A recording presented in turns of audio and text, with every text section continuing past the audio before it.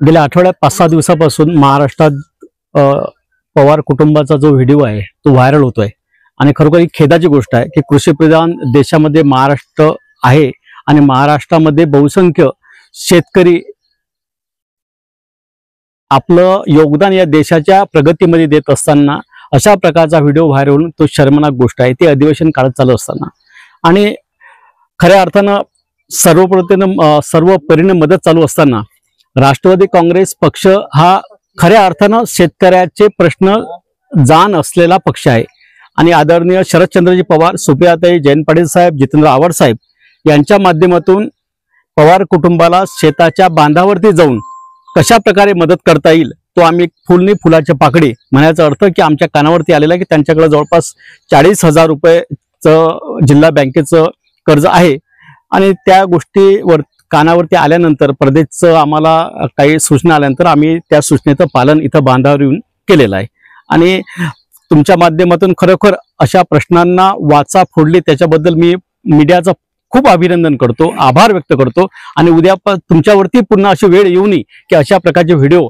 कुठला तरी शेतकरी नांगर घेऊन आता तुम्ही सांगितलं चालला प्रश्न मांडण्यासाठी किंवा खांद्यावरती घेऊन नवरा बायको या वयामध्ये शेतीचं नांगरण करतात, हे फार वेदनादायी आणि क्लेशदायक असे व्हिडिओ बघताना मीच नाही संपूर्ण महाराष्ट्र 9 कोटी 12 कोटी महाराष्ट्र हा बघण्यासारख्या ह्या गोष्टी नाही आहेत। आज जे अंबादास पवार शेतकऱ्यांच्या आपण भेटीला आलात, असे लाखो अंबादास पवार आज महाराष्ट्रामध्ये शेतकरी आहेत ज्यांची अवस्था अशीच आहे, त्यासाठी आपण एक विरोधी पक्षात आहात, काय तुमची भूमिका असणार? आज आषाढी एकादशी आहे, या एकादशीच्या निमित्तानं आज आम्ही एक आपल्या जिल्ह्यातले तुम्ही आता सांगितलं अंबादास पवार आणि त्यांच्या सुविद्य पत्नी हे खरं तर साक्षात विठ्ठल रुक्माईच आहे आणि आपल्या जिल्ह्यात त्यांनी शेतातलं काम करायला होती, परंतु कोणीतरी ती फोटो घेतला, शूटिंग घेतली आणि सगळ्या महाराष्ट्रावर देशभर झालं। ह्यांनी देशामधला महाराष्ट्रातला शेतकरी किती अडचणीत आहे, कसा जीवन जगतोय ह्याचं द्योतक उदाहरण ते आहेत, त्याचा चेहरा म्हणून ही दोघ जण पुढे आलेत, बरोबर आहे। म्हणजे ह्याच्यातून देशातल्या सरकारनं राज्यातल्या सरकारनं विचार केला पाहिजे की आपल्या महाराष्ट्रातला देशातला शेतकरी कुठल्या थराला म्हणजे कुठल्या अडचणीतून काम म्हणजे सध्या जगतोय आणि ह्यांचं जे बघितलं दुःख की त्यांच्यावर कर्ज आहे, वय झालेलं आहे, 70-80 वर्ष त्यांचं वय आहे, स्वतः जीव वाढायला लागलेत आणि आजीबाई त्याच्यात पेरायला लागलेत, हे भुशावह नाहीये, महाराष्ट्राला भुशावह नाहीये आणि ही जेव्हा सगळ्या महाराष्ट्रात देशात बातमी फिरली ती बातमी सगळी शरद पवार साहेबांनी बघितली, सुप्रियाताईंनी बघितली, जयंत पाटील साहेबांनी बघितली, रोहित पवारांनी बघितली, जितेंद्र आव्हाड साहेब सगळ्यांनीच बघितलं आणि पक्षानं निर्णय घेतला आणि आमचे सन्मान्य देशमुख साहेबाला ते आमचे प्रदेश सरचिटणीस आहेत त्यांना मुंबईहून या ठिकाणी पाठवलं आणि त्यांनी आम्हाला सांगितलं की आज या दाम्पत्याचं जी कर्ज आहे ते कर्जातून त्यांना मुक्त करा, ती रक्कम आम्ही त्यांना आता तुमच्या साक्षीने या ठिकाणी दिलेली आहे। परंतु मला तुम्हाला सांगायचे की ह्या दोघांना मदत करून हे भागणार नाहीये, तर ह्याच्यासाठी देशातल्या महाराष्ट्रातल्या शेतकऱ्याचं कर्ज माफ झालं पाहिजे म्हणून तुमच्या माध्यमातून ह्या आषाढी एकादशीच्या निमित्तानं माझी आपल्याला राष्ट्रवादी काँग्रेस पक्ष शरदचंद्र पवार हे आमच्या पक्षाच्या वतीनं या ठिकाणी खंबीर मागणी अशी असणार आहे की तुम्ही महाराष्ट्रातल्या शेतकऱ्याचं कर्ज माफ केलं पाहिजे, तरच हे अंबादास पवार आणि आजीबाई सारखे शेतकरी हे दिसले तुम्हाला, त्यांचा व्हिडिओ बघितला म्हणून दिसले नसते तर अशा हजारो लाखो शेतकरी अडचणीत काम करायला लागले, त्याच्यासाठी शेतकऱ्याचं कर्ज माफ होणं गरजेचं आहे एवढंच या प्रसंगी सांगतो आणि आमच्या पक्षाच्या वतीने फुलाची पाकळी म्हणून प्रातिनिधिक स्वरूपात त्यांना आज आम्ही या ठिकाणी कर्जमुक्त करत आहोत। धन्यवाद। आज अविनाशजी देशमुख साहेब राष्ट्रवादीचे पदाधिकारी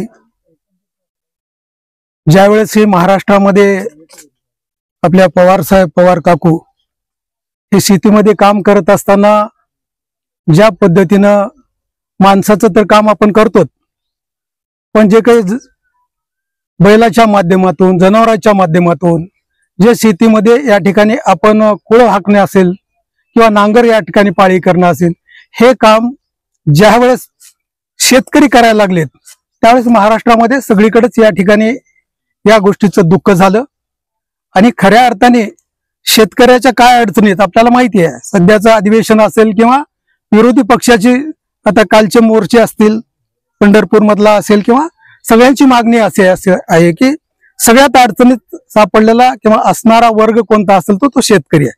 आणि म्हणून शेतकऱ्याला या ठिकाणी मदत मिळाली पाहिजे, त्यांचं कर्जमुक्त झालं पाहिजे, त्यांच्या मालाला भाव योग्य मिळाला पाहिजेत, शेती व्यवसाय करण्याच्यासाठीच्या ज्या काही समजा त्यांना गरजा आहेत त्या या ठिकाणी भागवल्या पाहिजेत. या दृष्टिकोनातून सगळ्याचीच मागणी आहे. आणि त्यासोबत माझी आपल्या सर्वांनाच मीडियाला विनंती आहे की आपण जोपर्यंत या गोष्टीमध्ये किंवा शेतकऱ्यांच्या या अडचणीमध्ये लक्ष घालणार नाहीत तोपर्यंत कुणालाही या ठिकाणी जाग येऊ शकणार नाही.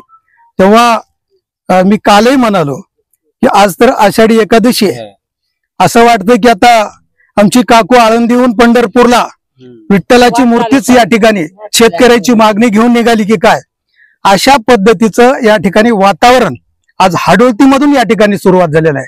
आणि आपण सर्वच या ठिकाणी मीडियाने खूप मोठ्या प्रमाणात या गोष्टीला प्रसिद्धी आपण दिल्यामुळं आज प्रत्येक जण खरं तर जे या ठिकाणी येऊन मदत करू लागलेत.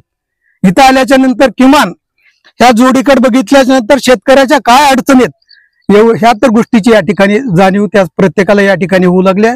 काल मी आपल्याला सांगितल्यासारखं प्रश्न भरपूर आहेत, पण सगळ्यात अडचणीचा प्रश्न शेतकऱ्याचा आहे.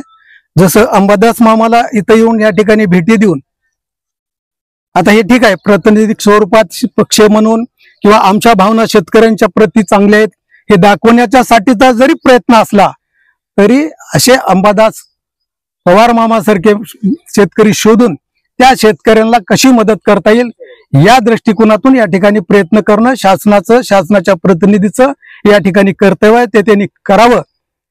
नुसतं आता त्यांचं कर्ज फेडलं म्हणजे आता सगळ्या गोष्टी संपल्या असं नाही. आज महाराष्ट्रातले आम्ही तेच म्हणतो, महाराष्ट्रातले असे शेतकरी किती आहेत मामा तुमच्यासारखी. आता काल मी माहिती काढली नाही आपल्या मतदारसंघामध्ये जवळपास स्वतः या ठिकाणी कोळप वडणारे शेतकरी जवळपास 10% शेतकरी आहेत. त्याही शेतकऱ्याचा आपण शोध घेतला पाहिजेत. आणि त्या माध्यमातून मी काल काय म्हणालो देशमुख साहेब की तुमच्या माध्यमातून जर हे प्रश्न मिटला तर खऱ्या अर्थाने त्या वाचा फोडण्यासाठी तुमचंच सगळ्यात मोठं योगदान या ठिकाणी असणार आहे. ज्या दिवशी शेतकऱ्याचं कर्ज माफ करण्याचं पांडुरंगाने त्यांना सद्बुद्धी द्यावी, त्यांनी कर्ज माफ करावं, त्या दिवशी हाडोळतीतल्या सगळ्या आमच्या मित्रांनी सांगितले की ह्यांचा पेढ्याने तुला आपल्याला करून आनंद उत्सव, जसा की काल मराठी माणसाने आनंद उत्सव साजरा केला, अशाच पद्धतीचा शेतकऱ्यांच्या वतीनं ज्या दिवशी कर्ज माफ होईल त्या दिवशी या विठ्ठल रुक्मिणीला त्यांची पेढा तुला करून हाडोळतीमध्ये आनंद उत्सव आपण साजरा करू. वैयक्तिक त्यांच्यासाठी नाही तर या शेतकऱ्यांच्या मागणीसाठीचा हे या ठिकाणी प्रयत्न आहे. आपल्या मतदारसंघातीलच अजून एक शेतकरी अहमदपूर ते विधिमंडळापर्यंत खांद्यावरती नांगर घेऊन पोहोचण्याच्या मार्गावर आहे. त्यांचं नाव आहे सहदेव होनाळे, धानोरा येथील आहेत ते. आपण त्या संदर्भात काही माहिती घेतली की त्यांच्या काय भावना आपण जाणून घेतल्यात? नाही आतापर्यंत माझ्याकडे काही म्हणजे माहिती आली नाही. निश्चित त्यांच्यापर्यंत पोहोचले आहेत, काल निघालेत. अच्छा, परवाच्या दिवशी निघालेत. त्या संदर्भात बी आपण माहिती घ्याल. माहिती घेऊ, त्यांची काय अडचण आहे ते अडचण तुमच्या माध्यमातून मांडण्याचा आम्ही प्रयत्न करू. आवाज बहुजनांचा.